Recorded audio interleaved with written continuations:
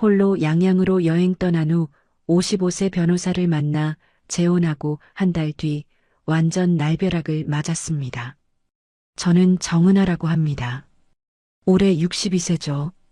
남편이 하늘나라로 떠난 지 8년이 흘렀어요. 그동안 서울에서 작은 북카페를 운영하며 조용히 살아왔습니다. 그런데 지난 생일날 문득 이런 생각이 들었어요. 나도 이제 나만을 위한 시간을 가져봐도 되지 않을까?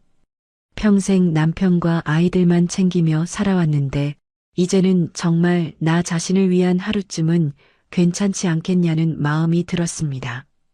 그래서 무작정 양양행 고속버스표를 끊었어요. 특별한 계획은 없었어요. 그냥 바다가 보고 싶었거든요. 버스에 몸을 맡기고 창밖을 바라보니 마음이 조금씩 가벼워지는 게 느껴졌습니다. 양양에 도착해서 숙소부터 잡았어요. 작은 펜션이었는데 사장님이 친절하게 멍비치 해변을 추천해 주시더라고요. 반려견과 함께 산책할 수 있는 곳이라고 했죠. 저는 개를 키우지 않지만 왠지 그곳이 좋을 것 같았어요. 멍비치에 도착했을 때 정말 아름다웠습니다. 투명한 파도가 모래사장에 부딪히고 햇살이 바다 위에서 반짝반짝 춤을 추고 있었어요. 여기저기서 반려견들과 함께 뛰어노는 사람들의 모습이 너무나 평화로워 보였습니다. 저는 모래사장에 앉아서 파도 소리를 들었어요. 언제 이런 여유를 가져본 게 마지막이었을까 하는 생각이 들더라고요. 그때였어요. 뒤에서 조용한 남자 목소리가 들려왔습니다. 혼자 오신 거예요? 깜짝 놀라서 뒤돌아보니 단정한 셔츠 차림의 남자분이 책 한 권을 들고 서 계시더라고요. 나이는 50대 중반 정도로 보였어요. 인상이 차분하고 따뜻했습니다. 네, 혼자 왔어요. 저도 자연스럽게 대답했죠. 그분이 미소를 지으며 말씀하시더라고요. 여기선 누구나 혼자 와요. 그래야 진짜 쉬거든요. 그 말이 참 마음에 와닿았어요. 정말 그런 것 같았거든요. 혼자여서 오히려 자유롭고 편안했어요. 변호사 최도윤이라고 합니다. 그분이 자기소개를 하시더라고요. 정은아입니다. 서울에서 카페를 운영하고 있어요. 짧은 대화였지만 이상하게 마음이 편해졌어요. 처음 만난 사람인데도 어색하지 않았거든요. 최도윤 씨의 말투가 정말 차분했어요. 급하지도 않고 부담스럽지도 않게 말씀하시는 게 좋았습니다. 그런데 그때 바람에 섞여서 낮은 기침 소리가 들렸어요. 최도윤 씨가 가슴을 살짝 쓸어내리는 모습도 보였고요. 괜찮으신지 물어보려다가 그만뒀어요. 처음 만난 사이인데 너무 사적인 질문일 것 같았거든요. 책 읽으시려고 오신 거예요. 제가 그분의 손에 들린 책을 가리키며 물었습니다. 아, 이거요. 그냥 습관적으로 들고 다녀요. 사실 바다 보러 온 게 더 맞을 것 같아요. 우리는 잠시 나란히 서서 바다를 바라봤어요. 파도 소리가 유난히 크게 들렸습니다. 그 순간이 참 좋았어요. 서로 말을 하지 않아도 어색하지 않은 그런 편안함이 있었거든요. 자주 이곳에 오시나요? 제가 먼저 말을 걸었습니다. 일 때문에 양양과 강릉을 오가는 편이에요. 그래서 가끔 들러요. 여기가 마음이 편해지는 곳이거든요. 최도윤 씨의 목소리에는 어딘가 피로가 묻어 있었어요. 일이 많이 힘드신가 보다 하는 생각이 들었습니다. 해가 기울기 시작했을 때 최도윤 씨가 말씀하셨어요. 오늘 좋은 시간이었습니다. 혹시 내일도 이곳에 오실 건가요? 아마 그럴 것 같아요. 그럼 혹시 내일 또 뵙게 되면 좋겠네요. 그렇게 첫 만남이 끝났어요. 집으로 돌아가는 길에 계속 생각났어요. 최도윤 씨의 차분한 목소리와 따뜻한 눈빛이 자꾸 떠올랐거든요. 그리고 그 낮은 기침 소리도 왜 그렇게 기억에 남았는지 모르겠어요. 오랜만에 마음이 두근거렸어요. 이런 기분은 정말 오랜만이었습니다. 남편이 세상을 떠난 후로는 처음이었죠. 괜찮은 건가 하는 생각도 들었어요. 하지만 나쁘지 않은 기분이었습니다. 오히려 살아있다는 느낌이 들었어요. 다음 날 아침 일찍 눈이 떠졌어요. 어젯밤부터 계속 최도윤 씨 생각이 나더라고요. 다시 만날 수 있을까 하는 기대감 때문이었을까요? 아니면 그분의 기침 소리가 걱정되어서였을까요? 멍비치로 가기 전에 근처 카페에서 커피 한 잔 마시기로 했어요. 바다를 보며 마시는 커피는 서울에서 마시는 것과 다를 거라는 생각이 들었거든요. 작은 카페였는데 바다가 한눈에 보이는 창가 자리가 있더라고요. 커피를 주문하고 자리에 앉는데 뒤에서 익숙한 목소리가 들려왔어요. 또 보네요. 깜짝 놀라서 뒤돌아보니 최도윤 씨가 서 계시더라고요. 어젯밤보다 더 단정하게 차려입으셨는데 얼굴이 좀 피곤해 보였어요. 정말 우연이네요. 제가 웃으며 말했습니다. 이 근처 카페가 여기 하나뿐이라서요. 우연이라고 하기엔 좀 뻔한 만남이죠. 최도윤 씨도 미소를 지으셨어요. 그분이 제 앞자리에 자연스럽게 앉으셨어요. 어색하지 않았어요. 마치 오래 알던 사이처럼 편안했거든요. 잠은 잘 주무셨어요. 제가 먼저 안부를 물었습니다. 글쎄요. 요즘 잠이 잘 안 와서요. 최도윤 씨가 가슴 부근을 살짝 문지르며 말씀하셨어요. 그때 카페 사장님이 커피를 가져다 주셨는데 최도윤 씨 손이 미세하게 떨리는 게 보였어요. 컵을 받으시면서도 숨을 좀 깊게 쉬시더라고요. 괜찮으세요? 걱정이 되어서 물어봤어요. 요즘 가슴이 자주 뛰어요. 최도윤 씨가 솔직하게 말씀하셨어요. 병원에선 과로래요. 일 때문인가요? 그분이 잠시 멈칫하시더니 말씀하셨어요. 아니요, 사는 게 너무 버거워서요. 그 말을 하실 때 표정이 참 복잡해 보였어요. 슬픔인지 피로인지 알 수 없는 감정이 스쳐 지나갔거든요. 그리고 또 가슴을 조용히 쓸어내리셨어요. 그 손끝이 유난히 창백해 보였습니다. 저는 뭐라고 위로의 말을 해드려야 할지 몰랐어요. 처음 만난 사이인데 너무 깊은 이야기를 하시는 것 같아서요. 하지만 그분이 저에게 이런 이야기를 하신다는 게 어딘가 고마웠어요. 변호사 일이 많이 힘드시나 봐요. 일은 할 만해요. 그런데 혼자 사는 게 생각보다 쉽지 않네요. 아내를 몇 년 전에 먼저 보냈거든요.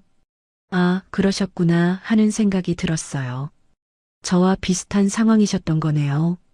갑자기 마음이 더 가까워진 느낌이었습니다. 저도 남편을 8년 전에 떠나보냈어요. 그러셨구나요. 그럼 저보다 훨씬 오래 혼자 사셨네요. 우리는 잠시 조용히 커피를 마셨어요. 서로의 아픔을 이해하는 침묵이었다고 할까요? 말하지 않아도 통하는 게 있었어요. 창밖으로 바다가 보였는데 파도가 조용히 밀려왔다 물러가더라고요. 그 모습을 보니 마음이 차분해졌습니다. 오늘 날씨가 좋네요. 해가 질 때까지 바닷가에 있어 보려고요. 제가 말했어요. 저도 그럴 생각이에요. 혹시 함께 걸어보실래요? 그렇게 우리는 카페를 나와서 바닷가를 걸었어요. 멍비치는 오후가 되니까 더 아름다웠어요. 바람이 시원하게 불어서 기분이 좋았거든요. 최도윤 씨는 걸음이 좀 느리셨어요. 중간중간 멈춰서 숨을 고르시는 모습도 보였고요. 제가 보기엔 컨디션이 좋지 않아 보였는데 그래도 계속 걸으려고 하시더라고요. 좀 쉬시죠. 제가 제안했어요. 괜찮아요. 이렇게 걷는 게 좋아요. 우리는 모래사장에 있는 나무 벤치에 앉았어요. 해가 서서히 기울기 시작했는데 하늘이 정말 예뻤어요. 주황색과 분홍색이 섞인 노을이 바다 위로 비치고 있었거든요. 참 아름답네요. 최도윤 씨가 중얼거리듯 말씀하셨어요. 네, 정말 그래요. 그때 최도윤 씨가 갑자기 말씀하셨어요. 어제 처음 뵙고 오늘 또 만나니까 신기해요. 혼자 사는 게 이렇게 외로운 줄 몰랐는데 그 말에 제 마음도 뭉클해졌어요. 저도 똑같은 기분이었거든요. 오랫동안 혼자 살다 보니까 사람과 이야기하는 게 이렇게 좋은 줄 잊고 있었어요. 저도 그래요. 카페에서 손님들과 이야기하긴 하지만 이렇게 진솔한 대화는 오랜만이에요. 노을이 점점 짙어졌어요. 바다가 온통 금빛으로 물들었거든요. 최도윤 씨의 옆모습도 노을빛에 물들어서 더욱 부드러워 보였어요.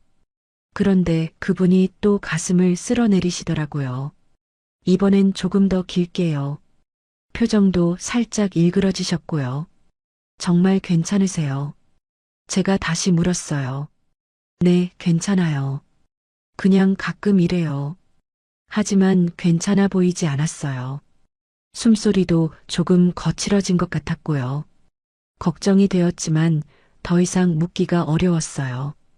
우리는 해가 완전히 질 때까지 그 자리에 앉아 있었어요.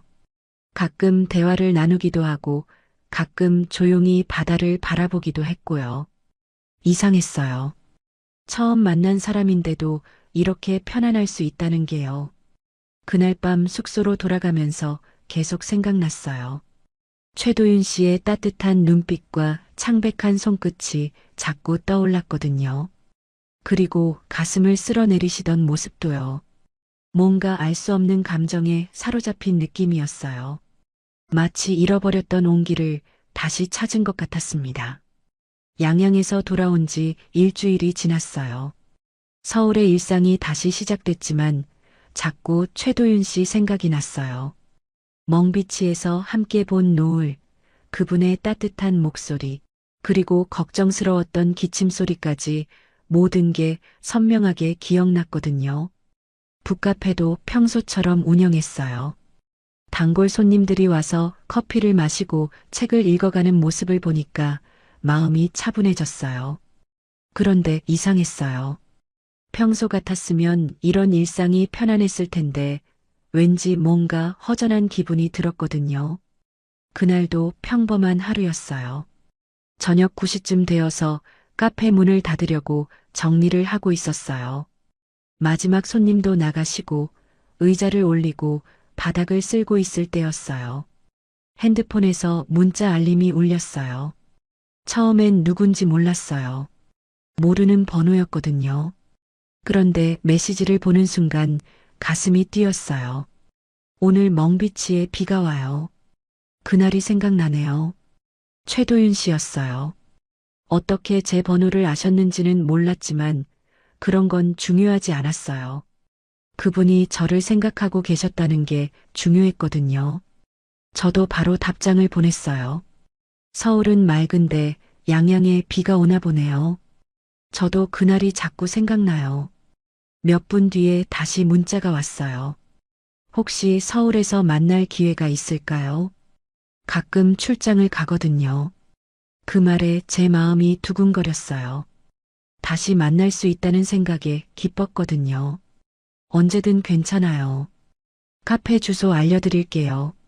그렇게 문자를 주고받으면서 하루가 끝났어요. 그날 밤은 잠이 잘 안 왔어요. 최도윤 씨를 다시 만날 수 있다는 기대감 때문이었을까요? 며칠이 지났어요. 그동안 최도윤 씨와 가끔 문자를 주고받았는데 그분의 메시지는 항상 따뜻했어요. 안부를 물어보시거나 날씨 이야기를 하시거나 가끔은 바다 생각이 난다고 하시기도 했고요. 그러던 어느 날 오후였어요. 카페에 손님이 별로 없어서 혼자 책을 정리하고 있었는데 문이 열리는 소리가 들렸어요. 고개를 들어보니 최도윤 씨가 서 계시더라고요. 어머, 정말 오셨네요. 제가 깜짝 놀라며 인사했어요. 출장차 서울에 와서요. 약속 시간 전에 들렀습니다. 최도윤 씨는 여전히 단정한 모습이셨어요. 그런데 양양에서 봤을 때보다 좀 더 피곤해 보였어요. 얼굴색도 좀 안 좋아 보였고요. 어서 앉으세요. 뭘 드릴까요? 커피 한 잔만 부탁드려요. 최도윤 씨가 창가 자리에 앉으셨어요. 제가 커피를 내려서 가져다 드렸는데 그때 최도윤 씨가 작은 종이 상자를 꺼내시더라고요. 이게 뭐예요? 그날 당신이 앉았던 자리 근처 모래예요. 최도윤 씨가 조용히 말씀하셨어요. 버릴 수가 없더군요. 깜짝 놀랐어요. 모래를 가져오신다는 게 어떤 의미일까요? 그런데 그분의 눈빛을 보니까 진심이 느껴졌어요. 정말 그날을 소중하게 생각하고 계신 것 같았거든요. 고마워요. 정말 생각지도 못한 선물이네요. 별것도 아닌데 민망하네요.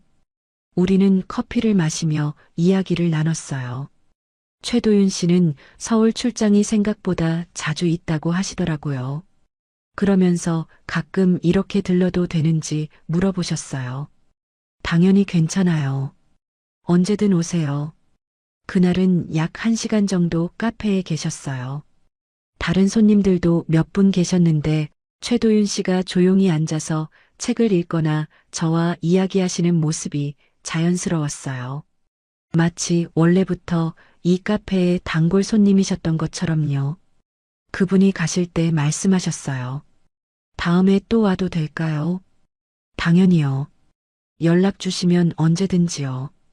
그날 밤 집에 돌아가서 모래가 담긴 작은 상자를 들여다봤어요. 정말 멍비치에 하얀 모래가 들어 있었어요. 왜 이런 걸 가져오셨을까 하는 생각이 들면서도 한편으로는 감동이었어요. 그 모래를 보니까 양양에서 함께했던 시간이 떠올랐거든요. 그날 밤 늦게 최도윤 씨에게서 문자가 왔어요. 오늘 좋은 시간이었어요. 카페 분위기가 정말 좋네요. 저도 좋았어요. 다음에 또 오세요. 혹시 괜찮으시면 가끔 통화해도 될까요? 혼자 있다 보니까 누군가와 이야기하고 싶을 때가 있어요. 그 메시지를 보는 순간 가슴이 따뜻해졌어요. 저도 똑같은 마음이었거든요. 저도 그래요. 언제든 연락하세요. 그날부터 최도윤 씨와 자주 통화를 하게 됐어요. 처음엔 짧은 안부 전화였는데 점점 길어졌어요. 서로의 하루 일상을 나누고 사소한 이야기도 하고 가끔은 깊은 얘기도 했어요. 최도윤 씨는 밤 늦게 전화를 자주 하셨어요. 일이 끝나고 나면 집이 너무 조용해서 외롭다고 하시더라고요. 저도 마찬가지였어요. 카페 문을 닫고 집에 가면 혼자인 게 외로웠거든요. 통화할 때마다 최도윤 씨의 목소리에서 피로가 느껴졌어요. 가끔 기침도 하시고 숨소리도 좀 거칠 때가 있었고요. 괜찮은지 물어보면 항상 괜찮다고 하시지만 걱정이 되었어요. 요즘 일이 많이 힘드세요. 그냥 좀 바빠서요. 별일 아니에요. 하지만 목소리만 들어도 컨디션이 좋지 않다는 걸 알 수 있었어요. 그래도 저와 통화할 때만큼은 목소리가 밝아지시더라고요. 어느새 제 하루는 최도윤 씨의 목소리로 끝나는 게 당연해졌어요. 밤에 그분 전화를 기다리는 제 모습을 보면서 이게 연애하는 기분인가 하는 생각도 들었어요. 나이가 60이 넘어서 이런 감정을 느낄 수 있다는 게 신기했거든요. 커피잔 사이의 침묵도 이제는 자연스러웠어요. 말하지 않아도 서로를 이해하는 그런 편안함이 있었어요. 최도윤 씨와 함께하는 시간들이 제게는 정말 소중했습니다. 최도윤 씨와 통화를 시작한 지 2달이 지났어요. 어느새 우리는 서로에게 없어서는 안 될 존재가 되어 있었죠. 매일 밤 그분의 목소리를 듣지 못하면 잠이 오지 않을 정도였어요. 그러던 어느 날이었어요. 평소보다 일찍 전화가 왔는데 최도윤 씨의 목소리가 뭔가 다르더라고요. 평소보다 더 진중했어요. 은하 씨, 오늘 시간 되시면 카페로 갈게요. 무슨 일 있으세요? 목소리가 좀 이상해요. 아니에요. 그냥 할 말이 있어서요. 불안한 마음으로 기다리고 있는데 최도윤 씨가 카페에 오셨어요. 평소보다 더 단정하게 차려입으셨는데 표정이 참 진지했어요. 손에는 작은 꽃다발을 들고 계셨고요. 이게 뭐예요? 제가 놀라며 물었어요. 그냥요. 받아주세요. 우리는 조용한 자리에 앉았어요. 최도윤 씨가 한참 동안 말씀을 못 하시더라고요. 손을 계속 만지작거리시면서요. 뭔가 심각한 이야기인가요? 제가 먼저 물었어요. 그때 최도윤 씨가 저를 똑바로 보시면서 말씀하셨어요. 내 남은 인생, 당신 옆에서 쓰고 싶어요. 그 한마디에 제 눈에서 눈물이 났어요. 예상했던 말이었지만 실제로 들으니까 가슴이 벅찼거든요. 행복하면서도 두려웠어요. 정말 그런 마음이세요. 네, 진심이에요. 혼자 사는 게 이렇게 외로운 줄 몰랐어요. 당신을 만나고 나서야 살아있다는 느낌이 들어요. 최도윤 씨의 눈에도 눈물이 맺혀 있었어요. 그 모습을 보니까 더 마음이 아팠어요. 저도 똑같은 마음이었거든요. 하지만 현실적인 문제들이 걱정되었어요. 아이들 반응이 가장 걱정이었죠. 특히 둘째 며느리 소희가 제일 반대할 것 같았어요. 아이들은 뭐라고 할까요? 걱정하지 마세요. 제가 잘 설득해 볼게요. 예상대로 아이들은 반대했어요. 특히 소희는 현실적인 문제들을 계속 얘기했어요. 나이 차이도 그렇고 서로 모르는 사이라는 것도 그렇고요. 어머니, 너무 성급하신 것 같아요. 좀 더 신중하게 생각해 보세요. 하지만 저는 마음이 정해져 있었어요. 소희야, 엄마 인생은 이제 엄마 거야. 남은 시간 행복하게 살고 싶어? 아들도 처음엔 반대했지만 제가 진심이라는 걸 알고 나서는 지지해줬어요. 엄마가 행복하면 된다고 하더라고요. 그렇게 우리는 결혼하기로 했어요. 조용한 결혼식이었지만 저에게는 정말 소중한 시간이었어요. 최도윤 씨와 함께 새로운 인생을 시작한다는 설렘으로 가득했거든요. 신혼 처음 며칠은 정말 행복했어요. 아침에 일어나면 옆에 최도윤 씨가 계시고 함께 아침을 먹고 저녁에는 같이 산책도 하고요. 오랫동안 혼자 살다가 누군가와 함께하는 일상이 이렇게 따뜻한 줄 몰랐어요. 최도윤 씨도 행복해 하셨어요. 제게 고마움을 표현하시는 일이 많아졌고 가끔은 장난도 치셨어요. 그런 모습을 보면서 제가 올바른 선택을 한 것 같다는 생각이 들었어요. 하지만 시간이 지나면서 뭔가 이상한 점들을 발견하기 시작했어요. 최도윤 씨의 밤이 점점 길어졌거든요. 저는 일찍 자는 편인데 최도윤 씨는 새벽까지 깨어 계시는 일이 많았어요. 처음엔 일 때문인 줄 알았어요. 변호사 일이 바쁘시니까요. 하지만 자세히 보니까 그게 아니었어요. 잠을 못 주무시는 것 같았거든요. 잠이 안 와요. 제가 걱정되어서 물으니까 그렇게 대답하셨어요. 뭔가 불편한 게 있으세요? 아니에요. 그냥 나이 들어서 그런가 봐요. 그런데 며칠 더 지나니까 다른 것들도 눈에 띄기 시작했어요. 새벽에 화장실에 가려고 일어날 때가 있는데 최도윤 씨의 숨소리가 좀 거칠더라고요. 평소와 다른 얕은 숨소리였어요. 그리고 아침에 일어나시면 항상 약을 드시는 것도 봤어요. 심장약이라고 하시더라고요. 처음엔 그러려니 했는데 약 종류가 꽤 많았어요. 약을 많이 드시네요.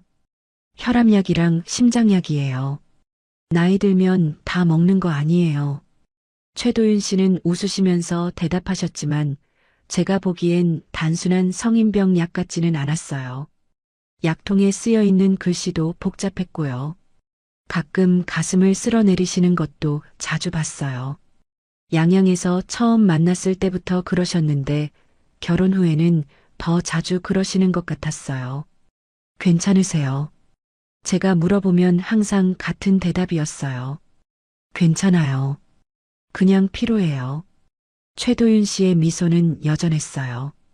저에게 항상 다정하셨고 사랑한다는 말도 자주 해주셨어요. 하지만 눈빛이 예전과 달라진 게 느껴졌어요. 뭔가 멀어지고 있는 느낌이랄까요? 밤에 함께 누워 있을 때도 그랬어요. 최도윤 씨가 잠들기 전에 한숨을 쉬시는 걸 들을 수 있었어요. 깊고 무거운 한숨이었어요. 뭔가 고민이 있으세요? 아니에요. 당신과 결혼해서 너무 행복해요. 그렇게 말씀하셨지만 제 눈엔 뭔가 숨기시는 것 같았어요. 하지만 너무 깊이 묻기가 어려웠어요. 결혼한 지 얼마 안 됐는데 부담을 드리고 싶지 않았거든요. 그래도 걱정이 되어서 가끔 병원에 가보시라고 권했어요. 정기검진이라도 받아보시라고요. 곧 갈 거예요.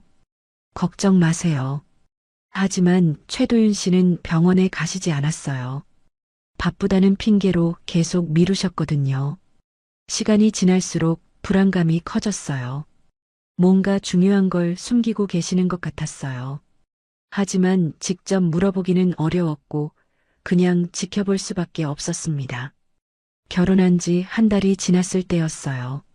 최도윤 씨가 일주일간 강릉 출장을 가게 됐다고 하시더라고요. 법원 업무가 복잡해져서 좀 오래 걸릴 것 같다고 했어요. 혼자 있기 심심하지 않으실까요? 최도윤 씨가 걱정스러운 표정으로 물어보셨어요. 괜찮아요. 카페 일도 있고 집 정리도 할 것들이 많으니까요. 사실 혼자 있는 시간이 필요했어요. 최도윤 씨와 함께 살기 시작하면서 행복했지만 가끔은 제 공간이 그리웠거든요. 그리고 최도윤 씨의 건강 상태가 계속 걱정되어서 좀 정리된 시간을 가지고 싶기도 했고요. 최도윤 씨가 떠나신 첫날은 평범했어요. 오랜만에 혼자 아침을 먹고 카페에 가서 일을 했어요. 그런데 집에 돌아와서 보니까 뭔가 허전했어요. 이미 최도윤 씨와 함께하는 일상에 익숙해져 있었나 봐요. 둘째 날부터는 집 정리를 시작했어요. 최도윤 씨가 가져오신 짐들이 아직 정리가 안 된 게 많았거든요. 특히 서재 쪽은 책들이 아직 박스에 들어있는 상태였어요. 출장 가서 돌아오시면 깜짝 놀라게 해드려야지. 그런 마음으로 서재 정리를 시작했어요. 책들을 하나하나 꺼내서 책장에 정리했어요. 법률 서적들이 대부분이었는데 가끔 문학책도 있었어요. 최도윤 씨의 취향을 알 수 있어서 재미있었죠. 책장 위쪽 선반까지 정리하려고 의자를 가져와서 올라섰어요. 그런데 책을 정리하다가 뒤쪽에서 뭔가 떨어지는 소리가 났어요. 의자에서 내려와서 확인해 보니까 하얀 봉투 하나가 바닥에 떨어져 있더라고요. 봉투가 좀 두툼했어요. 뭔가 서류가 들어있는 것 같았어요. 처음엔 그냥 다시 책장에 넣어둘까 했어요. 남편의 사적인 서류일 수도 있잖아요. 하지만 봉투에서 종이 몇 장이 삐져나와 있었는데 병원이라는 글자가 보이더라고요. 순간 걱정이 됐어요. 혹시 최도윤 씨가 아픈 곳이 있는데 저한테 말씀 안 하신 건 아닐까 하는 생각이 들었거든요. 그래서 확인해 봐야겠다고 생각했어요. 봉투를 열어봤는데 병원 서류들이 여러 장 들어 있었어요. 첫 번째 종이를 보는 순간 가슴이 철렁했어요. 진단서였거든요. 진단명을 보니까 협심증, 부정맥 중증이라고 적혀 있었어요. 날짜는 작년이었고요. 그러니까 저와 만나기 전부터 아프셨던 거예요. 두 번째 종이를 봤는데 또 다른 병원 진단서였어요. 역시 심장 관련 질환이었고 상태가 좋지 않다는 내용이었어요. 의사 소견란에는 지속적인 치료와 관리 필요, 예후 불량이라는 무서운 말이 적혀 있었어요. 손이 떨리기 시작했어요. 왜 이런 중요한 걸 저한테 말씀 안 하셨을까요? 결혼 전에 알았다면 더 잘 돌봐드릴 수 있었을 텐데요. 그런데 세 번째 종이를 보는 순간 정말 충격을 받았어요. 생명보험 가입 서류였거든요. 날짜를 보니까 결혼식 일주일 전이었어요. 보험 수익자란을 봤는데 제 이름이 적혀 있었어요. 정은아. 제 이름이 또박또박 적혀 있었어요. 이게 뭐야? 소리가 저절로 나왔어요. 숨이 막히는 느낌이었어요. 손끝이 덜덜 떨렸어요. 이게 무슨 의미인지 이해하기까지 시간이 좀 걸렸어요. 결혼하기 전에 미리 저를 보험 수익자로 해놓으신 거예요. 그것도 중증 심장병을 앓고 계시면서요. 모든 게 계산된 것 같았어요. 바닥에 주저앉았어요. 머릿속이 하얘졌거든요. 양양에서의 만남, 그 로맨틱했던 순간들, 프로포즈, 결혼식, 모든 게 다시 떠올랐어요.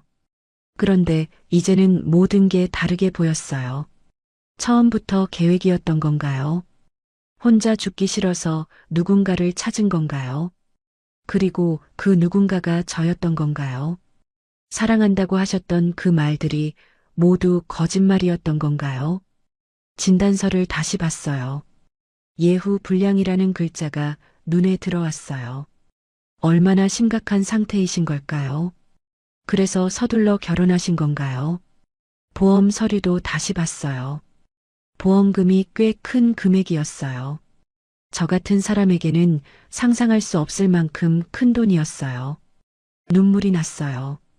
분노인지 슬픔인지 배신감인지 알 수 없는 복잡한 감정들이 몰려왔어요. 정말 사랑해서 결혼한 거라고 믿었는데 모든 게 계획된 일이었다니요. 그동안 최도윤 씨의 행동들이 다시 떠올랐어요. 가슴을 자주 쓸어내리시던 모습, 밤에 잠을 못 주무시던 모습, 약을 드시던 모습, 모든 게 이해됐어요. 전화를 걸고 싶었어요. 지금 당장 물어보고 싶었어요. 이게 뭔지, 왜 숨기셨는지, 진짜 사랑하신 건지. 하지만 전화기를 들 수가 없었어요. 손이 너무 떨렸거든요. 소파에 앉아서 한참을 울었어요.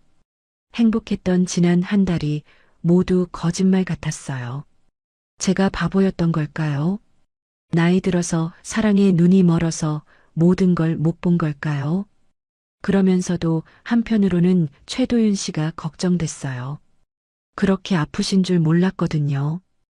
혼자서 얼마나 무섭고 외로우셨을까 하는 생각도 들었어요. 하지만 배신감이 더 컸어요. 진실을 숨기고 접근하신 거잖아요.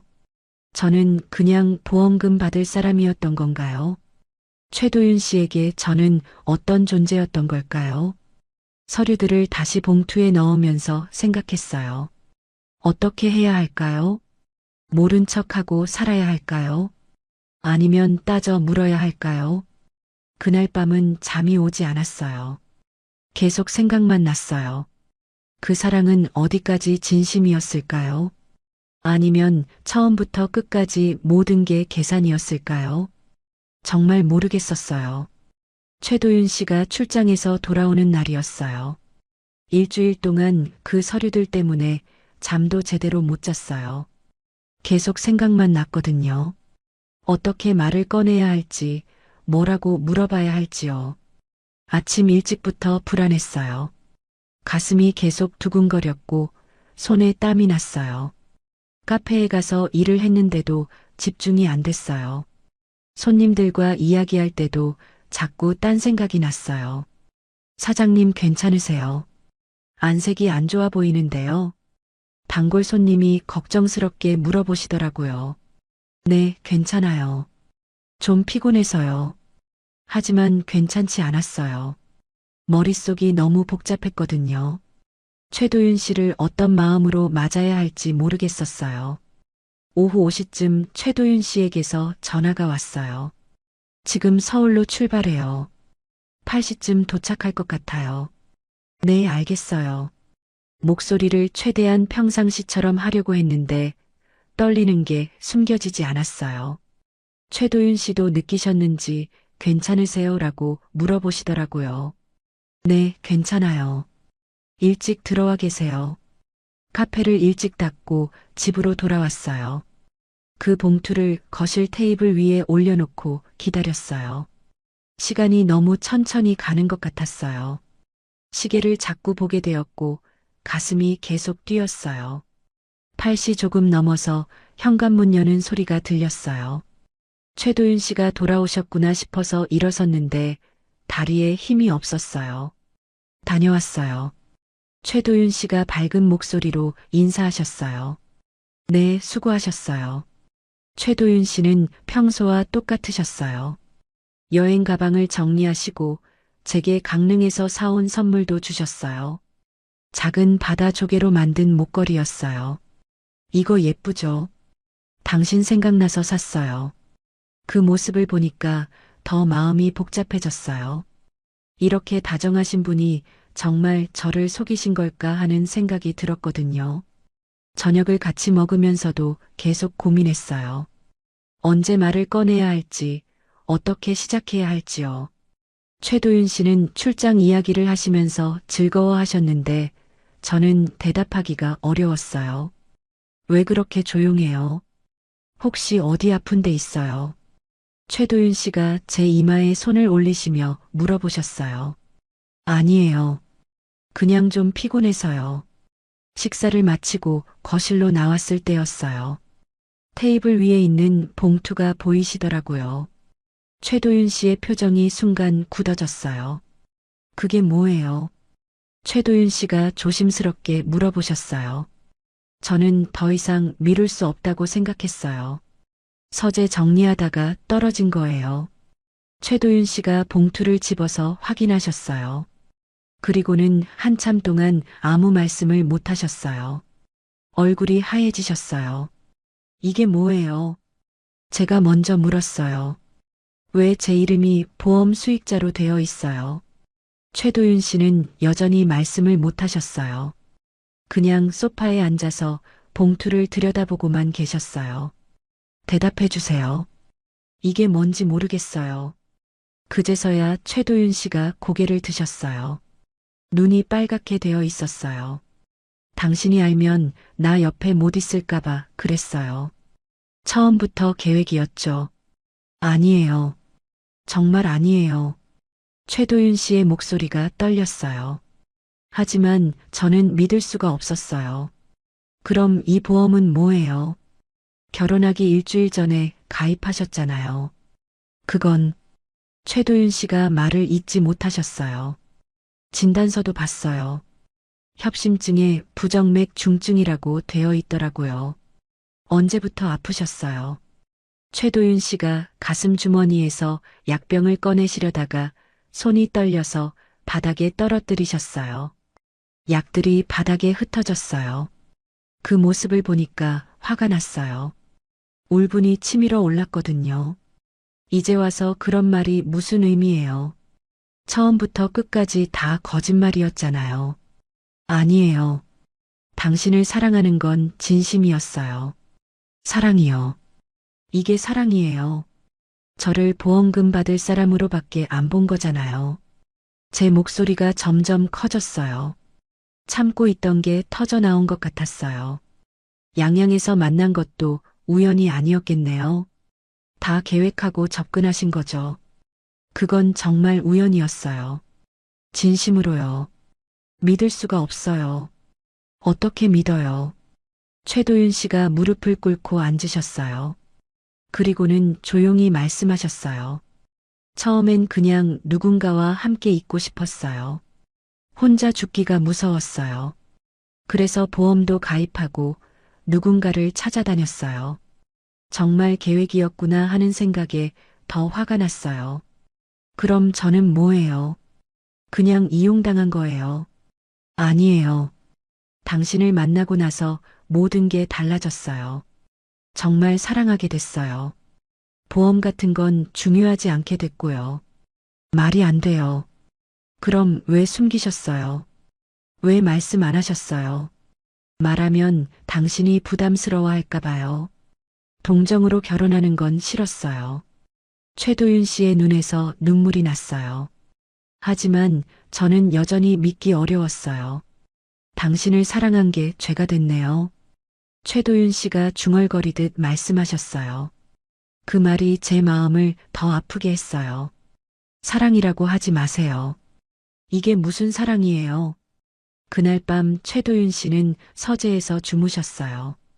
저는 침실에서 혼자 울었어요. 모든 게 무너진 것 같았어요. 행복했던 지난 시간들이 모두 거짓말 같았거든요. 하지만 한편으로는 최도윤 씨가 걱정되기도 했어요. 그렇게 아프신 줄 몰랐으니까요. 복잡한 마음이었어요. 화가 나면서도 걱정되고 배신감이 들면서도 안쓰럽고요. 다음 날 아침 어색한 침묵이 흘렀어요. 서로 말을 못하겠더라고요.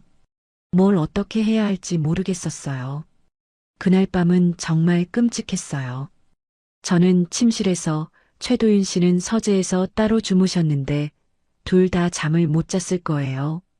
벽 너머로 가끔 기침 소리가 들렸거든요. 평소보다 더 심한 기침이었어요. 새벽 3시쯤이었을까요? 갑자기 서재에서 큰 소리가 났어요. 뭔가 쓰러지는 소리였어요. 처음엔 책이 떨어진 줄 알았는데 그 다음에 신음소리가 들렸어요. 급하게 서재로 뛰어갔어요. 최도윤 씨가 바닥에 쓰러져 계셨어요. 얼굴이 새하얗고 가슴을 움켜잡으며 괴로워하고 계셨어요. 여보, 어떻게 된 거예요? 제가 다급하게 물었어요. 가슴이 너무 아파요. 최도윤 씨가 간신히 말씀하셨어요.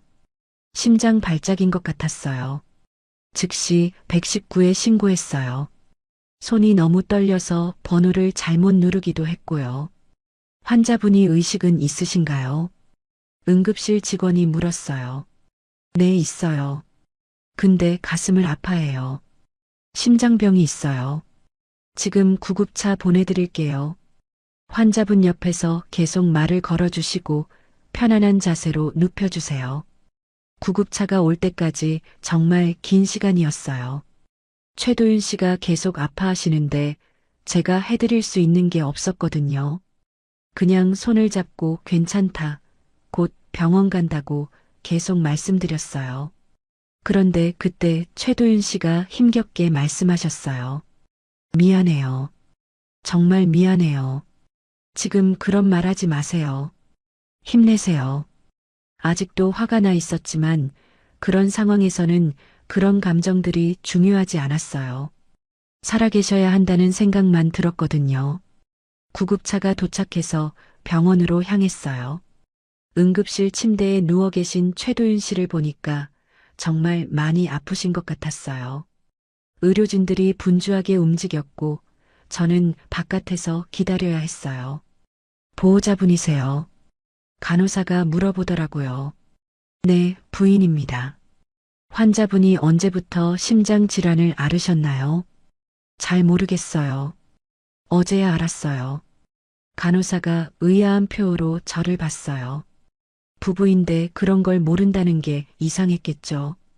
응급처치를 받으신 후 최도윤 씨는 중환자실로 옮겨지셨어요. 가슴의 심전도 선들이 복잡하게 연결되어 있었고 산소 마스크도 끼고 계셨어요. 그 모습을 보니까 가슴이 아팠어요. 의사 선생님이 설명해 주셨어요. 급성 심근경색이에요. 다행히 빨리 병원에 오셔서 응급처치를 할 수 있었어요. 하지만 상태가 좋지 않으니까 며칠 더 지켜봐야겠어요. 생명에는 지장이 없나요? 현재로선 안정적이에요. 하지만 환자분이 원래 심장 질환이 있으셨죠. 협심증에 부정맥까지 있으시니까 계속 주의 깊게 관리하셔야 해요. 그제서야 최도윤 씨의 상태가 얼마나 심각한지 알 수 있었어요. 왜 그동안 숨기셨는지도 이해가 됐고요. 중환자실 면회 시간에 들어갔어요. 최도윤 씨는 의식이 있으셨지만 많이 약해 보이셨어요. 제 손을 보시더니 눈물을 흘리셨어요. 미안해요. 최도윤 씨가 힘없는 목소리로 말씀하셨어요. 지금은 그런 얘기 말고 푹 쉬세요. 아니에요. 말해야겠어요. 최도윤 씨가 산소 마스크를 살짝 밀어내시며 말씀하셨어요. 처음엔 보험이었어요. 맞아요.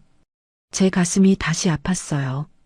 역시 그랬구나 하는 생각이 들었거든요. 작년에 진단받았어요. 의사가 길어야 1-2년이라고 했어요. 내 몸이 오래 못 간다고 했거든요. 최도윤 씨의 목소리가 더 작아졌어요. 혼자 죽기가 무서웠어요. 그냥 내 남은 삶을 누군가 곁에서 지켜봐 줬으면 했어요. 그게 당신이었어요. 그 말을 들으니까 복잡한 감정이 들었어요. 화가 나면서도 이해가 되었어요. 그럼 왜 숨겼어요? 왜 말씀 안 하셨어요? 당신이 날 동정할까 봐요. 최도윤 씨가 눈을 감으시며 말씀하셨어요. 동정으로 결혼하는 건 싫었어요. 그래도 알 권리는 있었잖아요. 맞아요. 잘못했어요. 최도윤 씨가 제 손을 약하게 잡으셨어요. 손이 차가웠어요. 하지만 한 가지는 진심이에요. 당신을 만나고 나서 정말 사랑하게 됐어요. 보험 같은 건 중요하지 않게 됐어요. 정말이요. 네. 당신 덕분에 내 심장은 진짜로 뛰었어요. 그 말에 제 눈에서도 눈물이 났어요. 어떤 감정인지 정확히 모르겠었어요.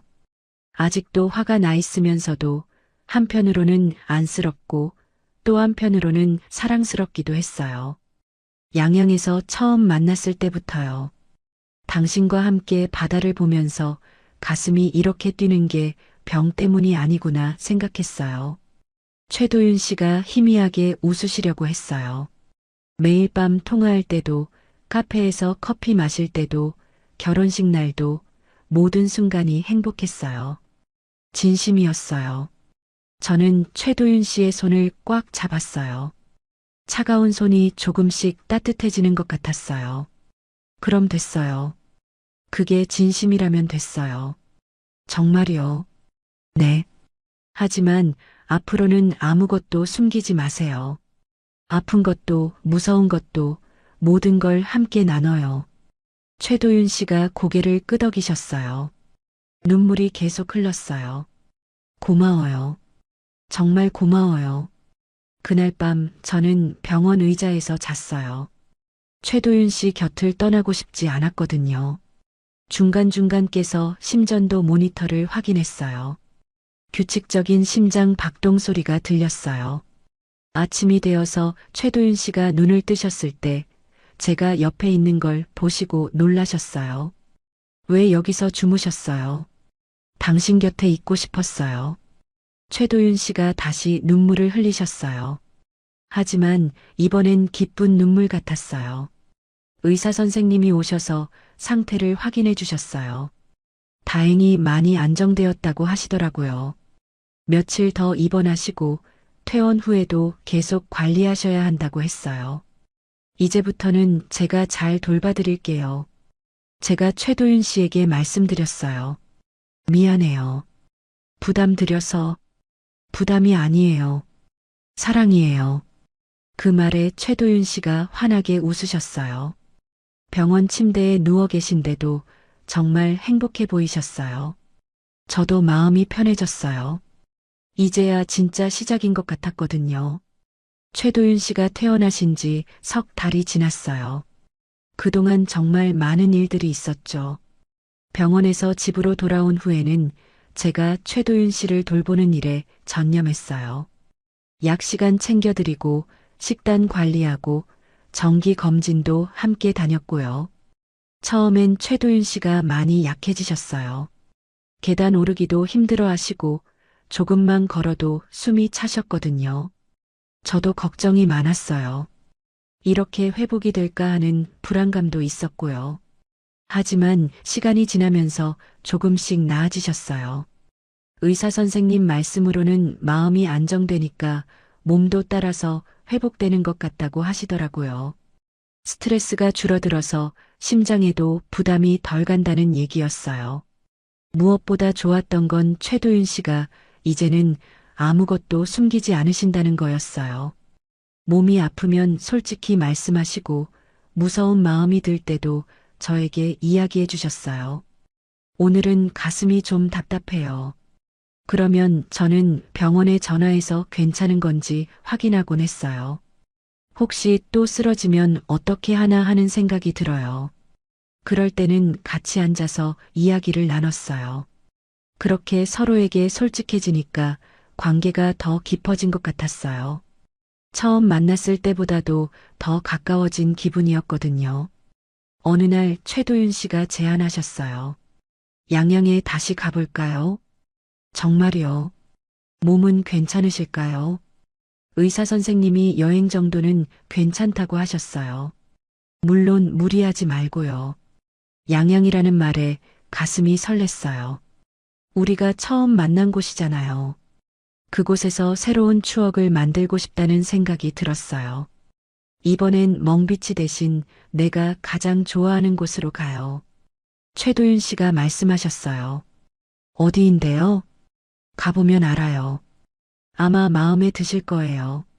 그렇게 우리는 양양으로 향했어요. 기차를 타고 가는 길에 최도윤 씨가 창밖을 보시며 말씀하셨어요. 처음 이 길을 갈 때는 정말 절망적이었어요. 혼자 죽을 생각만 했거든요. 이제는 어때요? 이제는 희망이 보여요. 당신이 함께 있으니까요. 양양에 도착해서 차를 타고 향한 곳은 낙산사였어요. 바다가 보이는 절이라고 들어봤는데 실제로 가보는 건 처음이었어요. 낙산사에 도착하니까 정말 아름다웠어요. 절 뒤로는 산이 있고 앞으로는 바다가 펼쳐져 있었거든요. 특히 해수관음상이 정말 웅장했어요. 여기가 제일 좋아하는 곳이에요. 최도윤 씨가 말씀하셨어요. 왜 이곳을 좋아하세요? 마음이 평안해져요. 관음보살님이 모든 걸 다 보고 계신다는 느낌이 들어서요. 우리는 해수관음상 전망대까지 천천히 올라갔어요. 최도윤 씨가 중간중간 쉬면서 올라가셨는데 예전보다는 훨씬 나아 보이셨어요. 전망대에 도착하니까 정말 멋진 풍경이 펼쳐졌어요. 바다가 한눈에 보이고 파도 소리도 들렸어요. 하지만 멍비치와는 다른 느낌이었어요. 더 고요하고 평안한 느낌이랄까요?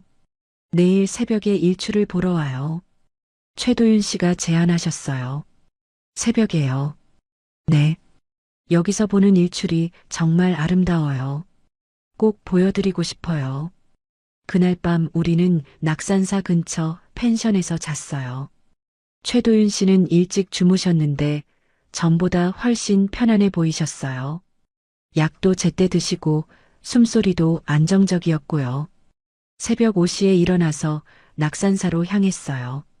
아직 어두웠지만 동쪽 하늘이 조금씩 밝아지고 있었어요. 해수관음상 전망대에 올라가니까 이미 몇 분이 일출을 기다리고 계셨어요. 우리도 좋은 자리에 앉아서 기다렸어요. 춥지 않으세요? 제가 최도윤 씨에게 물었어요. 괜찮아요. 오히려 상쾌해요.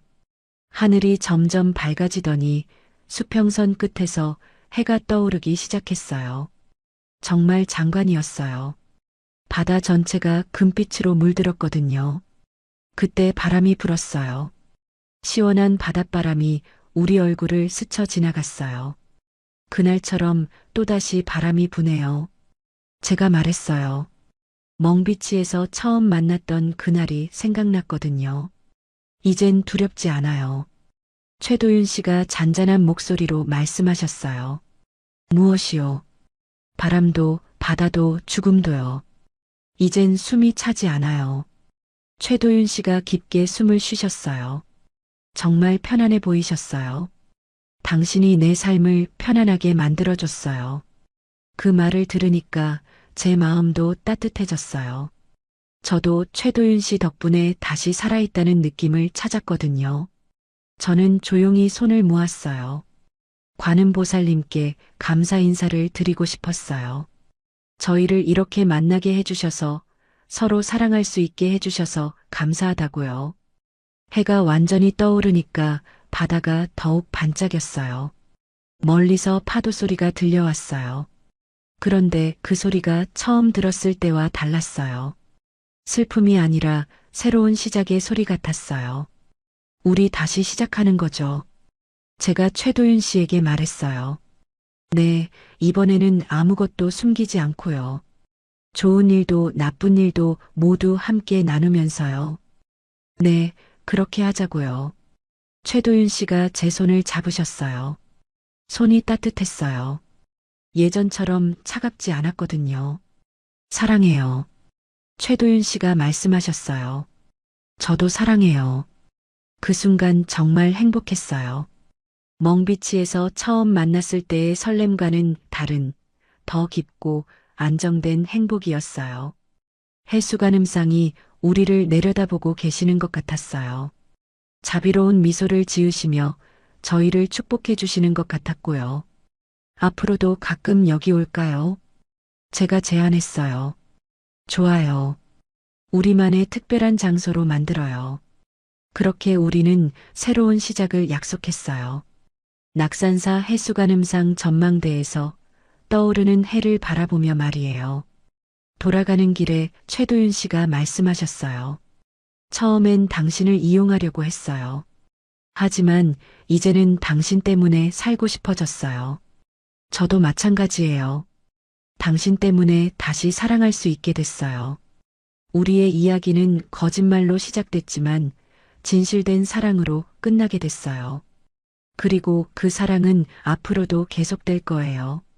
낙산사 관음보살님의 축복 속에서 말이에요. 말이에요. 말이에요. 말이에요.